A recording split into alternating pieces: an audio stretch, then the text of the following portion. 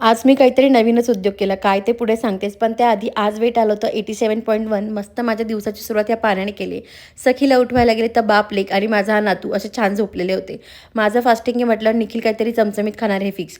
मी ना 7 दिवसाचं water फास्टिंगचं challenge घेतलं आहे. त्यामुळे दिवसभर माझं मिठाचं पाणी चालू होतं. कारण पुढचे 7 दिवस मी काहीही जेवण करणार नाही. आणि उद्योग काय केला आहे तर ते सांगते. मी 3 मिनिटात ओव्हनमध्ये ढोकळा ट्राय केला होता. जो अप्रतिम झाला होता. मला अजिबात अपेक्षा नव्हती म्हणून मी ओव्हनसमोरून उठतच नव्हती. बट मस्त झाला होता. आज सखीचं लास्ट वॅक्सिन होतं म्हणून तिला रडत-खडत दवाखान्यात घेऊन गेलो. तिथे ती खेळली, थोडी रडली. घरी आल्यानंतर प्रॉपर बदला घेतला आणि पूर्ण भिंत रंगवली.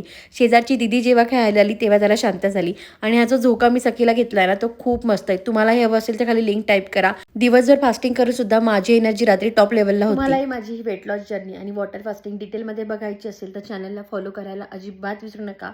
ही जी रील आहे ना ती माझ्यासोबत शेअर करा. भेटूयात उद्या नवीन अपडेट्ससह. तोपर्यंत बाय.